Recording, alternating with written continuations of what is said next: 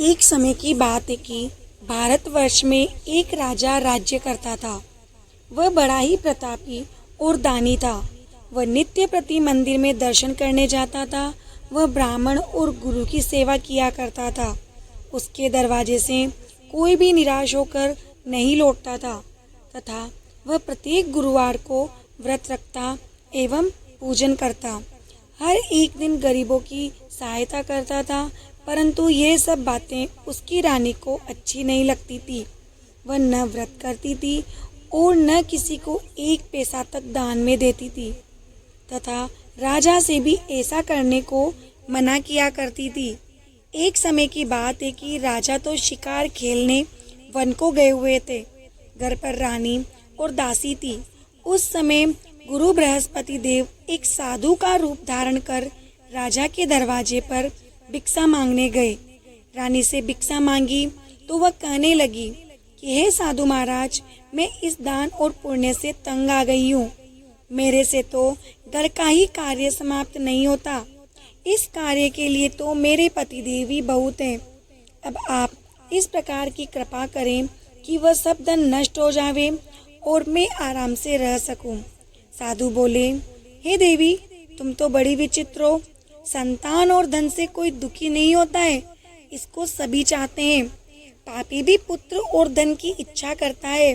अगर आपके पास धन अधिक है तो भूखे मनुष्यों को भोजन कराओ, प्याऊ लगवाओ, ब्राह्मणों को दान दो, धर्मशाला बनवाओ, कुआं, तालाब, बावड़ी, बाग बगीचों आदि का निर्माण कराओ तथा निर्धन मनुष्यों की कुंवारी कन्याओं का विवाह कराओ और अनेकों यज्ञादि धर्म करो।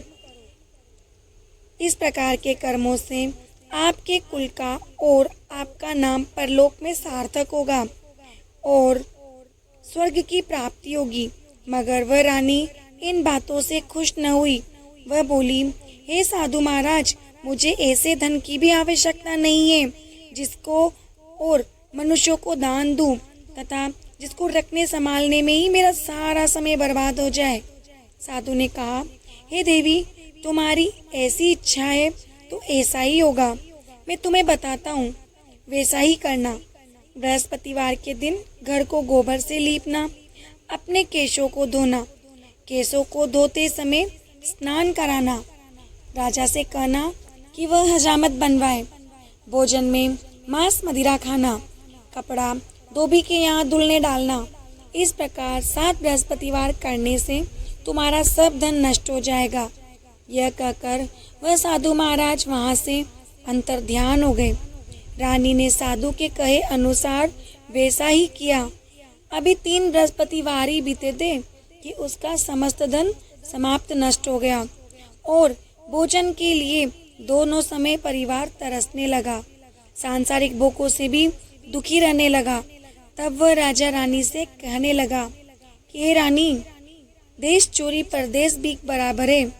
रानी, तुम यहाँ पर रहो, मैं दूसरे देश को जाऊँ, क्योंकि यहाँ पर सब मुझे जानते हैं, इसलिए कोई कार्य भी नहीं कर सकता। ऐसा कहकर राजा परदेश चला गया। वहाँ जंगल में जाता और लकड़ी काट कर लाता और शहर में बेचता। इस तरह जीवन व्यतीत करने लगा। इधर राजा के घर रानी और दासी दुखी रहने लगी। किसी दिन भोजन मिलता और किसी दिन जल पीकर ही रह जाती। एक समय रानी और दासी को 7 दिन बिना भोजन के व्यतीत हो गए। तो रानी ने अपनी दासी से कहा, हे दासी, यहाँ पास ही के नगर में मेरी बहन रहती है। वो बड़ी धनवान है। तुम उसके पास जाओ और वहाँ से 5 सेर बेजर मांग कर ले आओ, जिससे कुछ समय के लिए गुजर हो जाएगी। इस प्रकार रानी की आज्ञा मानकर दासी रानी की बहन के पास गई। तो रानी की बहन उस समय पूजन कर रही थी, क्योंकि उस रोज बृहस्पतिवार का दिन था। जब रानी ने देखा और उससे बोली, हे रानी, मुझे तुम्हारी बहन ने भेजा है, मेरे लिए 5 सेर बेजर दे दो। इस प्रकार दासी ने अनेक बार कहा, परंतु रानी ने कुछ उत्तर नहीं दिया।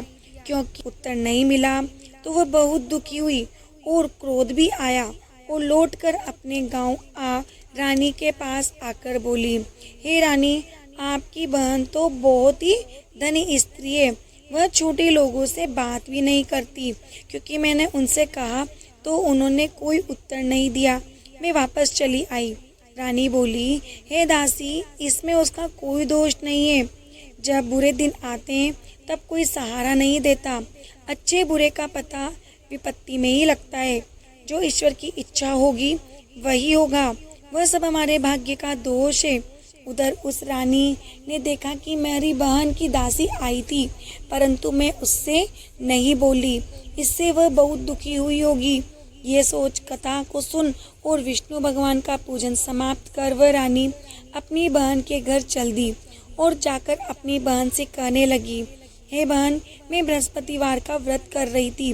तुम्हारी दासी गई, परंतु जब तक कथा होती है तब तक न तो उठते हैं और न बोलते हैं, इसलिए मैं न बोली।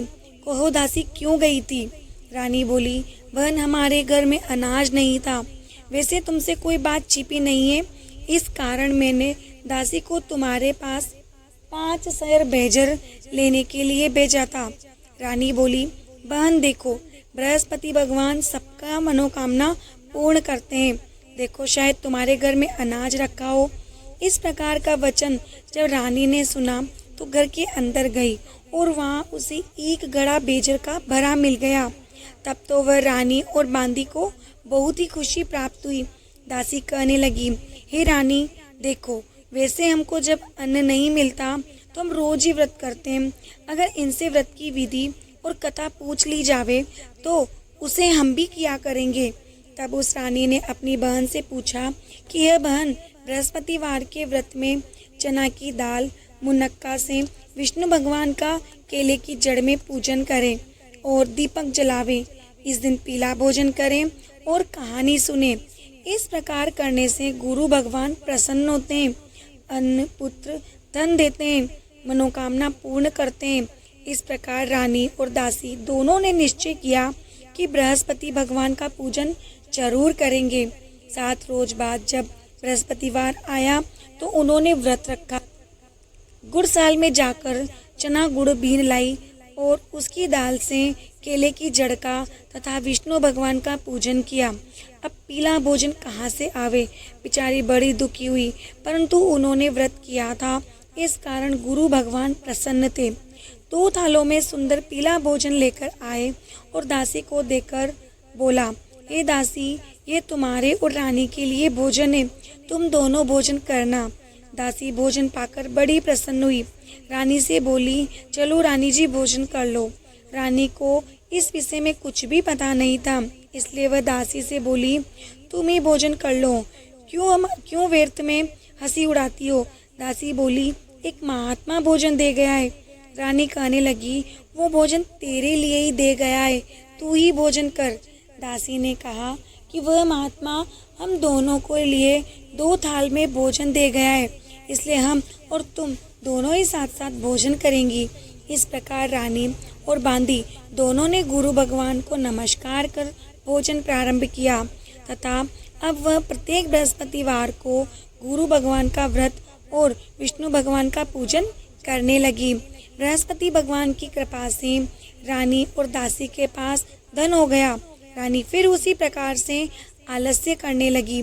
तब दासी बोली, देखो रानी, तुम पहले इस प्रकार आलस्य करती थी, तुम्हें धन के रखने में कष्ट होता था, इस कारण सभी धन नष्ट हो गया। अब गुरु भगवान की कृपा से धन मिला है तो फिर तुम्हें आलस्य होता है।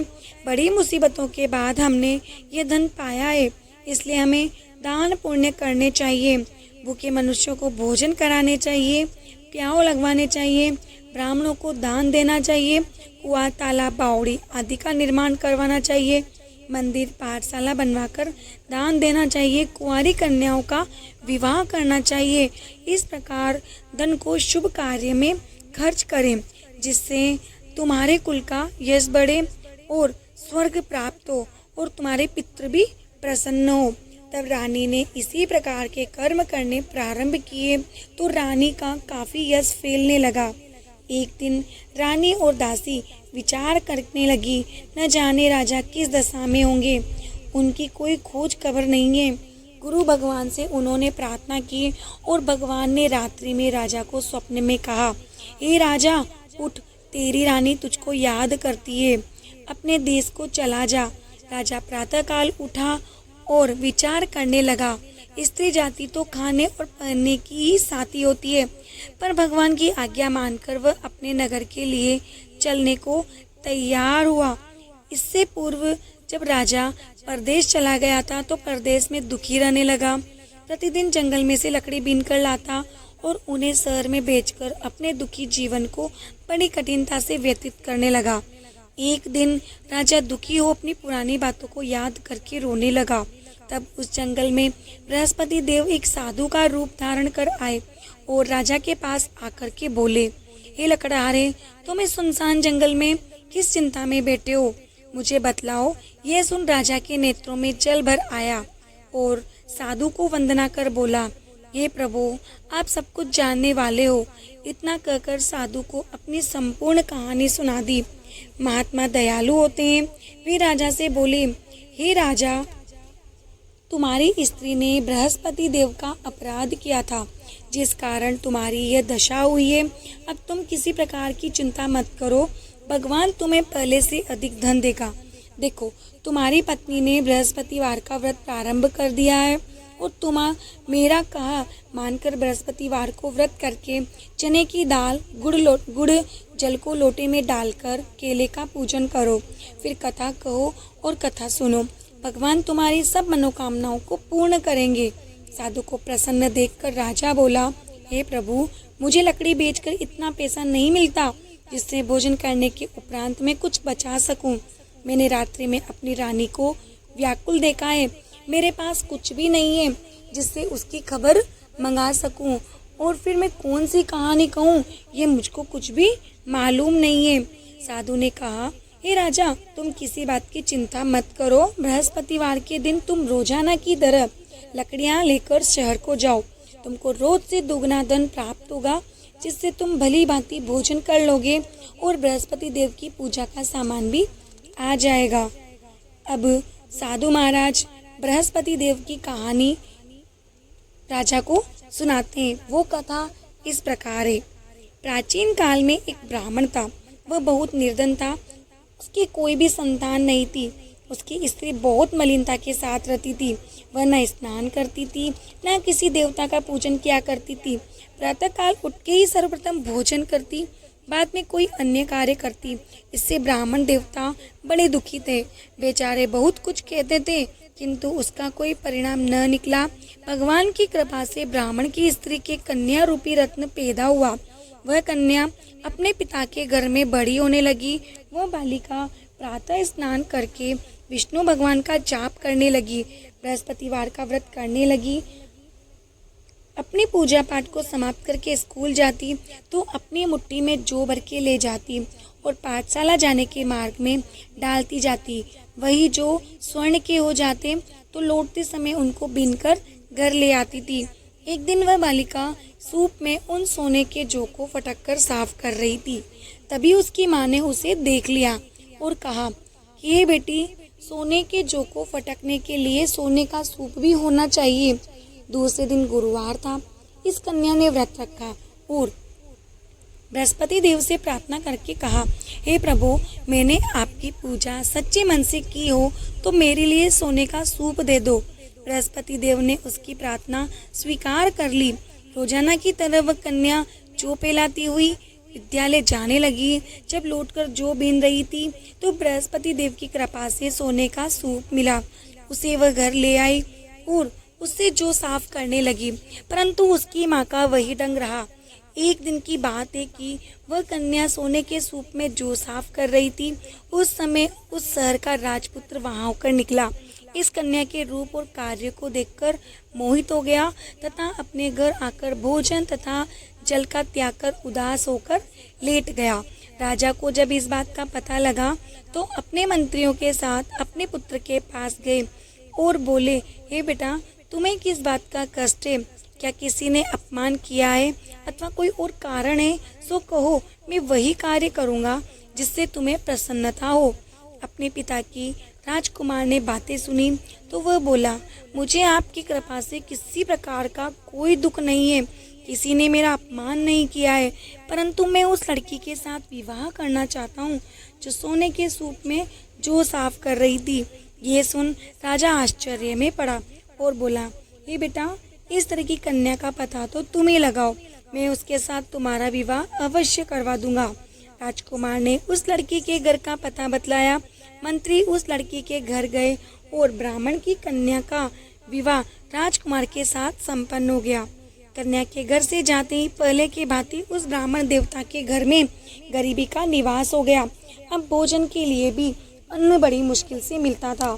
एक दिन दुखी होकर ब्राह्मण देवता अपनी पुत्री के पास गए। बेटी ने पिता की दुखी अवस्था को देखा और अपनी माँ का समाचार बताया। तब ब्राह्मण ने सभी हाल कहा। कन्या ने बहुत सा धन देकर अपने पिता को विदा कर दिया। इस तरह ब्राह्मण का कुछ समय सुखपूर्वक व्यतीत हुआ। कुछ दिन बाद फिर वही हाल हो गया।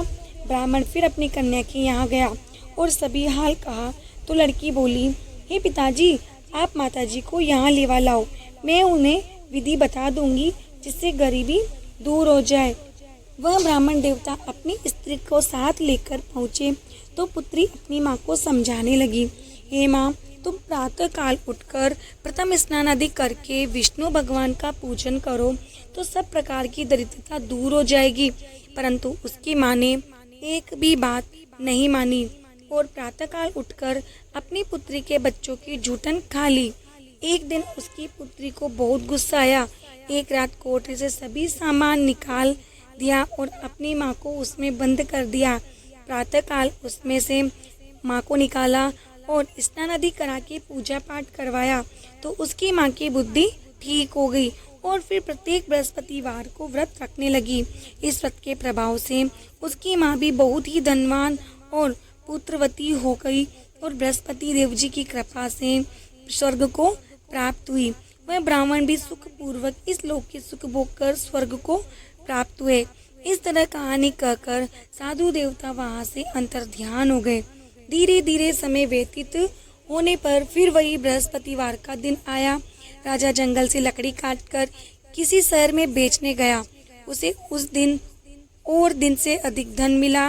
राजा ने चना गुड़ आदि लाकर बृहस्पतिवार का व्रत किया। उस दिन से उसके सभी कलेश दूर हो गए।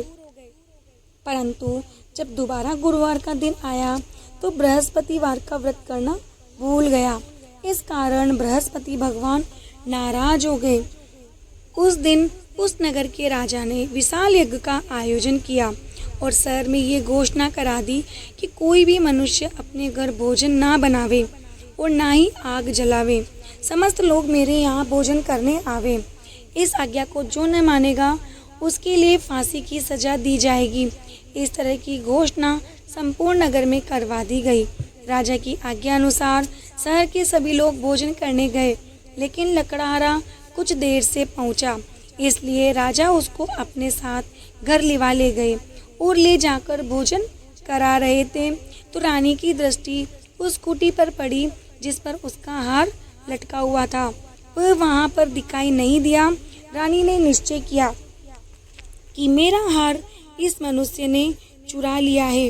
उसी समय पुलिस बुलवाकर उसको जेल खाने में डलवा दिया। तब राजा जेल खाने में गया तो बहुत दुखी होकर विचार करने लगा, न जाने कौन से पूर्व जन्म के कर्म से मेरे लिए ये दुख प्राप्त हुआ है, और उसी साधु को याद करने लगा जो जंगल में मिला था।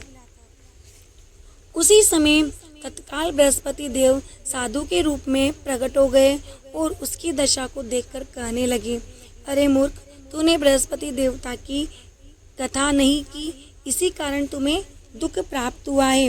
अब चिंता मत करो, बृहस्पतिवार के दिन जेल खाने के दरवाजे पर 4 पैसा पड़े मिलेंगे, उनसे तू बृहस्पति देव की पूजा करना, तेरे सभी कष्ट दूर हो जाएंगे। बृहस्पतिवार के रोज उसे 4 पैसे मिले।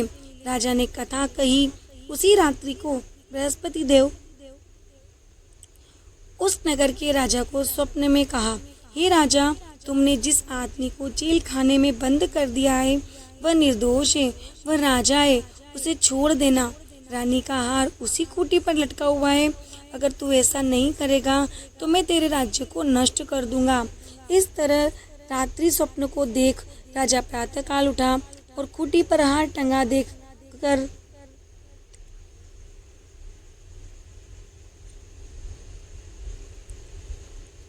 लकड़हारे को बुलाकर क्षमा मांगी तथा राजा को योग्य सुंदर वस्त्र आभूषण देकर विदा किया। गुरुदेव की आज्ञा अनुसार राजा अपने नगर को चल दिया। राजा जब नगर के निकट पहुंचा तो उसे बड़ा ही आश्चर्य हुआ। नगर में पहले से अधिक बाग, तालाब और कुएं तथा बहुत सी धर्मशालाएं, मंदिर आदि बने हुए थे। राजा ने पूछा कि यह किसका बाग और धर्मशाला है। तब नगर के सभी लोग कहने लगे कि ये सब रानी और बांदी के हैं। तो राजा को आश्चर्य हुआ और गुस्सा भी आया। जब रानी ने यह खबर सुनी कि राजा आ रहे हैं तो उसने बांदी से कहा कि ये दासी देख, राजा हमको कितनी बुरी हालत में छोड़ गए थे, वह हमारी ऐसी हालत देखकर लौट न जाए, इसलिए तू दरवाजे पर खड़ी हो जा। आज्ञा अनुसार दासी दरवाजे पर खड़ी हो गई और राजा आए तो उन्हें अपने साथ लेवा लाई। तब राजा ने क्रोध करके अपनी तलवार निकाली और पूछने लगे, ये बताओ कि यह धन तुम्हें कैसे प्राप्त हुआ। तब उन्होंने कहा, हमें यह सब धन बृहस्पति देव की इस व्रत के प्रभाव से प्राप्त हुआ है।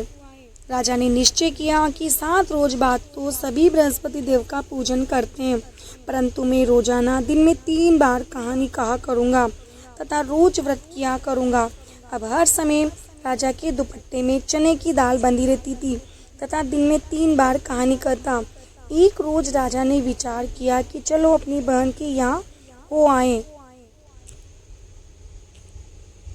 इस तरह निश्चय कर राजा घोड़े पर सवार हो अपनी बहन के यहाँ चलने लगा। मार्ग में उसने देखा कि कुछ आदमी एक मुर्दे को लिए जा रहे हैं। उन्हें रोककर राजा कहने लगा, अरे भाइयों, मेरे बृहस्पति की कहानी सुन लो। वे बोले, लो हमारा तो आदमी मर गया है, इसको अपनी कथा की पढ़िए। परंतु कुछ आदमी बोले, अच्छा कहो, हम तुम्हारी कथा भी सुनेंगे। राजा ने दाल निकाली और जब कथा आदि हुई कि मुर्दा हिलने लग गया और जब कथा समाप्त हुई तो राम राम करके वह मनुष्य खड़ा हो गया। आगे मार्ग में उसने एक किसान को देखा जो खेत में हल चला रहा था। राजा ने उसे देख करके बोला, अरे भैया, तुम मेरी बृहस्पतिवार की कथा सुन लो। किसान बोला, जब तक मैं तुम्हारी कथा सुनूंगा तब तक 4 अरैया जोत लूंगा, जा अपनी कथा किसी और को सुनाना। इस तरह राजा आगे चलने लगा। राजा के हटते ही बैल पछाड़ खाकर गिर गए तथा उसके पेट में बहुत जोर से दर्द होने लगा। उस समय उसकी माँ रोटी लेकर आई। उसने जब ये देखा तो अपने पुत्र से सब हाल पूछा और बेटे ने सब हाल कह दिया। तो बुढ़िया दौड़ी दौड़ी उस घुड़सवार के पास गई। उससे बोली कि मैं तेरी कथा सुनूंगी, तू अपनी कथा मेरे खेत पर ही चलकर कहना। राजा ने बुढ़िया के खेत पर जाकर कथा कही, जिसके सुनते ही बैल खड़े हो गए और किसान के पेट का दर्द भी बंद हो गया। राजा अपनी बहन के घर पहुंच गया। बहन ने भाई की खूब मेहमानी की। दूसरी रोज प्रातःकाल राजा जगा तो वह देखने लगा कि सब लोग भोजन कर रहे हैं। राजा ने अपनी बहन से कहा कि ऐसा कोई मनुष्य है जिसने भोजन नहीं किया हो, भले वो मेरी बृहस्पतिवार की कथा सुन ले। बहन बोली, हे भैया, ये देश ऐसा ही है, पहले यहाँ लोग भोजन करते हैं, बाद में अन्य काम करते हैं। अगर कोई पड़ोस में हो तो देख आऊं। वह ऐसा कहकर देखने चली गई, परंतु उसे कोई भी ऐसा व्यक्ति नहीं मिला जिसने भोजन न किया हो। अंत में वह एक कुम्हार के घर गई जिसका लड़का बीमार था। उसे मालूम हुआ कि उनके यहाँ 3 रोज से किसी ने भोजन नहीं किया है। रानी ने अपने भाई की कथा सुनने के लिए कुम्हार से कहा तो वह तैयार हो गया। राजा ने जाकर बृहस्पतिवार की कथा कही, जिसको सुनकर उसका लड़का ठीक हो गया। अब तो राजा की प्रशंसा होने लगी। एक दिन राजा ने अपनी बहन से कहा कि यह बहन, हम अपने घर को जाएंगे, तुम भी तैयार हो जाओ। राजा की बहन ने अपनी सास से कहा तो सास बोली कि हाँ चली जा, परंतु अपने लड़कों को मत लेके जाना क्योंकि तेरे भाई की कोई औलाद नहीं है। बहन ने अपने भैया से कहा कि भैया मैं तो चलूँगी पर कोई बालक नहीं जाएगा। तब राजा बोला जब कोई बालक ही नहीं जाएगा तो तुम क्या करोगी। बड़े दुखी मन से राजा अपने नगर को लौट आया। राजा ने अपनी रानी से कहा कि हम निर्वंशी राजा हैं, हमारा मुंह देखने का धर्म नहीं है और कुछ भोजन आदि नहीं किया। रानी बोली हे प्रभु, बृहस्पति देव ने हमें सब कुछ दिया है, हमें औलाद भी अवश्य देंगे। उसी रात को बृहस्पति देव ने राजा को स्वप्न में कहा हे राजा उठ, सभी सोच को त्याग दे, तेरी रानी गर्भ से है। राजा को ये बात सुनकर बड़ी खुशी हुई। 90वें महीने में उसके गर्भ से एक सुंदर पुत्र पैदा हुआ। तब राजा बोला हे रानी, स्त्री बिना भोजन के रह सकती है पर बिना कहे नहीं रह सकती। जब मेरी बहन आवे तो तुम उससे कुछ मत कहना। रानी ने सुनकर हाँ कर दी। जब राजा की बहन ने यह शुभ समाचार सुना तो वह बहुत खुश हुई तथा बधाई लेकर अपने भाई के यहाँ आई। तभी रानी ने कहा घोड़ा चढ़कर तो नहीं आई, गधा चढ़ी आई। राजा की बहन बोली भाई, मैं इस प्रकार न कहती तो तुम्हें औलाद कैसे मिलती। वो बृहस्पति देव ऐसे ही हैं जैसे जिसकी मनोकामनाएं सभी को पूर्ण करते हैं। जो सद्भावना पूर्वक बृहस्पतिवार का व्रत करता है, कथा पढ़ता है और कथा को सुनता है और दूसरों को सुनाता है तो बृहस्पति देव उसकी सभी मनोकामनाएं पूर्ण करते हैं। भगवान बृहस्पति देव उनकी सदैव रक्षा करते हैं। संसार में सद्भावना से भगवान जी का पूजन व्रत सच्चे हृदय से करते हैं तो उनकी सभी मनोकामनाएं पूर्ण करते हैं। जैसी सच्ची भावना से रानी और राजा ने उनकी कथा का गुणगान किया तो उनकी सभी इच्छाएं बृहस्पति देव जी ने पूर्ण की। इसलिए सब कथा सुनने के बाद प्रसाद लेकर जाना चाहिए। हृदय से उनका मनन करते हुए जयकारा बोलना चाहिए। बोलिए बृहस्पति देव की जय। गुरुवार गुरु की कथा जो सुने सुनावे आन, तर जावे भव सिंधु से निश्चय हो कल्याण। तो इस प्रकार से ये बृहस्पतिवार की व्रत कथा है। देखिए दोस्तों, बृहस्पतिवार के व्रत में केले के पूजन का देखो बहुत महत्व है और जो भी बृहस्पति देव का व्रत करता है तो इस दिन केले के पेड़ का पूजन अवश्य करें। कथा और पूजन के समय वचन, कर्म और मन से शुद्ध होकर इच्छा पूर्ति के लिए बृहस्पति देव से प्रार्थना करनी चाहिए और मन ही मन कहना चाहिए कि मेरी मनोकामनाओं को बृहस्पति देव अवश्य पूर्ण करेंगे। ऐसा मन में दृढ़ विश्वास रखना चाहिए। दिन में एक ही समय भोजन करना चाहिए। पीले चने की दाल आदि का भोजन करें। पूजन के बाद श्रद्धा पूर्वक प्रेम पूर्वक गुरु महाराज की कथा सुननी चाहिए। इस व्रत को करने से सभी प्रकार की मनोकामनाएं और मनोवांछित फल मिलते हैं और बृहस्पति देव प्रसन्न होते हैं। धन, विद्या, पुत्र तथा मन की सभी इच्छाएं पूर्ण होती है। परिवार में सुख तथा शांति रहती है। इसलिए ये व्रत सभी व्रतों में सर्वश्रेष्ठ और अति फलदायक माना जाता है क्योंकि ये गुरुवार का व्रत हमारे गुरुदेव यानी कि देवताओं के गुरु बृहस्पति देव का व्रत है। इसके व्रत को करने से भगवान विष्णु भी अत्यधिक प्रसन्न होते हैं।